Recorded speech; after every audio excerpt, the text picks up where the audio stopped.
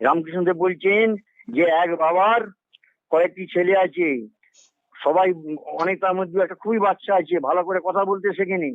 যে বড়টা সে স্পষ্ট করে কথা বলছে, সে বাবাকে বলছে বাবা বাবা। তার থেকে যে ছোটটা আছে সে অতটা বলতে পারছে না, সে বলছে বা বা।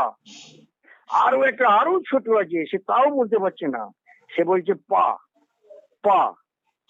তার রামকৃষ্ণ বলছেন যে যে ছেলে স্পষ্ট করে বাবা বলতে পারছে না, সেই ছেলের প্রতি কি বাবা রাগ করবে?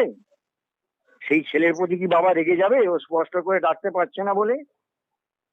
ডাকবে না। বাবা জানে যে ও আমাকেই ডাকছে। যাদের ভগবানের এইটুকু বোঝার ক্ষমতা নেই যে আমাকেই ডাকছে, তাদের ভগবান ওদের মতোই মূর্খ। আর ভগবান যদি সর্বজ্ঞ হন, তাহলে তিনি সব বুঝছেন। তারা তিনি বুঝবেন যে আমাকেই ডাকছে, সে আল্লাহ বলেই ডাকুক, ফাদার বলেই ডাকুক, মাদার বলেই ডাকুক, কোনো অসুবিধা নেই। তমেব মাতা চ পিতা তমেব, তাকে মা বলে ডাকা যায়, বাবা বলে ডাকা যায়। তমেব বন্ধুশ্চ সখা তমেব, তাকে বন্ধু বলে ডাকা যায়, সখা বলে ডাকা যায়। সমস্ত ভাবে তাকে নিজের সন্তান হিসেবে ভাবা যায়, বাৎসল্য ভাব। সুতরাং হচ্ছে যে আমার বক্তব্য, গোঁড়ামি ছেড়ে মাথাটাকে একটু খাটান, মনটাকে একটু উদার করুন, প্রকৃত সত্য কি জানবার চেষ্টা করুন, তাহলেই সব বুঝতে পারবেন যে এই যত মত তত মত ঠাকুর কেন বলেছেন। ঠাকুরের আগে বলা হলেও ঠাকুরের বৈশিষ্ট্য কি? তিনি নিজে জীবনে বিভিন্ন মত পথে সাধনা করে তারপরে তিনি তার অভিজ্ঞতা থেকে এই উক্তি করেছেন। তিনি কোনো বই পড়া পরের মুখে ঝাল খাননি।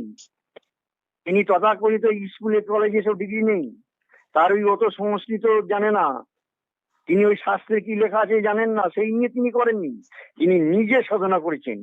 তিনি হিন্দু ধর্মের বিভিন্ন শাখার সাধনা করেছেন, 64 প্রকারের তন্ত্রের সাধনা করেছেন, বৈষ্ণব ধর্মের সাধনা করেছেন, রামের সাধনা করেছেন, কালীর সাধনা করেছেন, শিবের সাধনা করেছেন, বিভিন্ন প্রত্যেকটাই তিনি সিদ্ধি লাভ করেছেন, ঈশ্বর দর্শন করেছেন, রামের দর্শন পেয়েছেন, সীতার দর্শন পেয়েছেন, পড়ুন এসব। শ্রীকৃষ্ণের দর্শন পেয়েছেন, শিবের দর্শন পেয়েছেন, মা কালীর দর্শন পেয়েছেন, এবং সেই সমস্ত দেবদেবী তার শরীরে আবার মিশেও গেছে।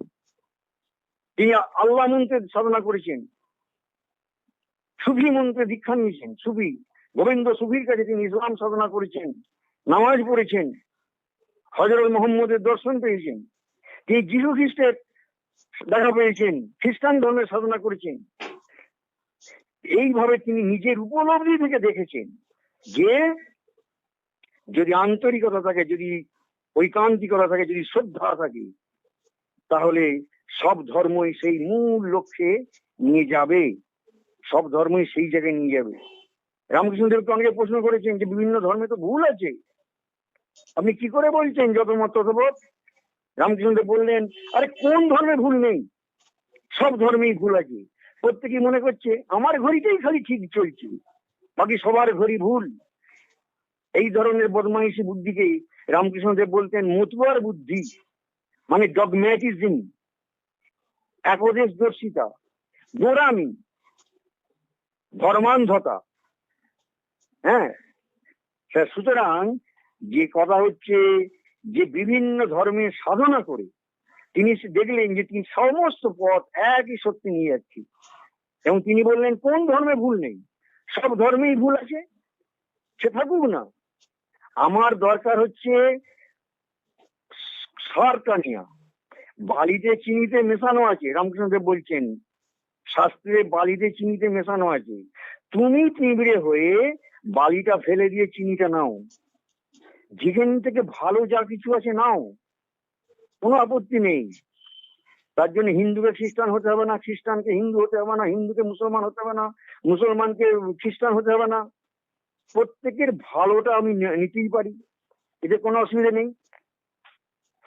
হ্যাঁ, ধর্মের লক্ষ্য হবে শান্তি এবং আনন্দ বয়ে আনা, অশান্তি আনা নয়। এবং এই যে মূল নীতি যে মানুষকে শান্তি এবং আনন্দ দান, এটা সমস্ত ধর্মেই আছে। বৌদ্ধরা কি বলছে? বৌদ্ধ ধর্ম তারা বলছে কাউকে এমন কষ্ট দিও না যা তোমাকেও সমভাবে আহত করতে পারে। বৌদ্ধরা বলছেন কাউকে এমন কষ্ট দিও না যা তোমাকেও সমভাবে আহত করতে পারে। খ্রিস্ট ধর্ম কি বলছে? খ্রিস্ট ধর্ম বলে অন্যের জন্য এমন কিছু করো যা তুমি তাদের কাছেও প্রত্যাশা করো। এটাই মোজেস এবং অন্যান্য ধর্মগুরুদের নীতির মূল কথা। খ্রিস্ট ধর্ম বলে অন্যের জন্য এমন কিছু করো যা তুমি তাদের কাছেও প্রত্যাশা করো। এটাই মোজেস এবং অন্যান্য ধর্মগুরুদের নীতির মূল কথা। হিন্দু ধর্ম কি বলছে? হিন্দু ধর্মানুযায়ী যেটিকে তুমি নিজের পক্ষে ক্ষতিকারক বলে মনে করো তা পরের ক্ষেত্রে কখনো করো না। এটি ধর্মের সার কথা। ইসলাম ধর্ম কি বলছে? ইসলাম ধর্ম বলে তোমাদের কেউ আস্তিক নও যতক্ষণ পর্যন্ত না তুমি নিজের জন্য যা চাও তা ভাইয়ের জন্যও চাও। ইহুদি ধর্ম কি বলছে? ইহুদি ধর্ম বলে তোমার কাছে যা নিন্দনীয় তা তোমার প্রতিবেশীর প্রতি করো না। এই হলো নীতি, বাকি সবই ভাষ্য। হ্যাঁ, তাহলে যে সমস্ত ধর্মের বক্তব্য ঠিকই আছে, আর সমস্ত ধর্মেই দেখা যায় মহাপুরুষের জন্ম হয়েছে। শুধু যে হিন্দু ধর্মে মহামানব আছে তা নয়, সব ধর্মেই মহামানবীর আবির্ভাব হয়েছে। তাহলে সেখানে যদি কিছু সারবত্তা না থাকতো তাহলে সেটা হতে পারতো না। কিন্তু আমরা যত মত তত পথের মতো উদার বাণীকে কেন নিতে পারছি না? তাহলে ঝগড়া করতে পারবো না তো। যদি যত মত তত পথকে আমরা গ্রহণ করি, জীবনে কাজে লাগাই, তাহলে তো পৃথিবীর সর্বত্র শান্তি বিরাজ করবে।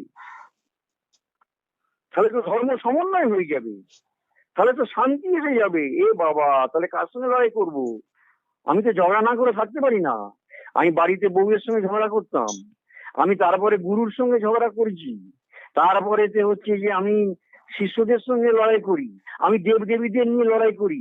আমি বলি একমাত্র আমার ঠাকুরই অল ইন অল, বাকি যত দেবতা যত দেবী সবাই হচ্ছে দাসী। তারা সবাই আমার ঠাকুরের পা টেপে।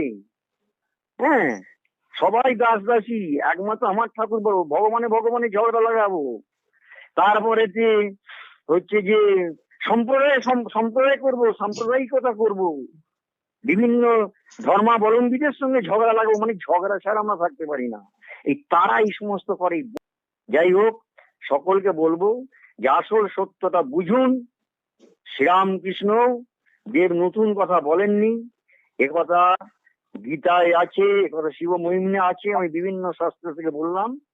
কিন্তু শ্রীরামকৃষ্ণের বৈশিষ্ট্য এটাই, তিনি তার জীবন দিয়ে সাধনা করে উপলব্ধি করে তিনি তার সেই অভিজ্ঞতার আলোকে এই মহামন্ত্র দিয়ে গেছেন, যত মত তত পথ। আমরা যদি এই মহামন্ত্রকে গ্রহণ করতে পারি, তার যে রূপ দিতে পারি, তাহলে এই পৃথিবীটাই স্বর্গ হয়ে যাবে। এই বলে আমি এখানেই আমার বক্তব্য শেষ করছি। নমস্কার।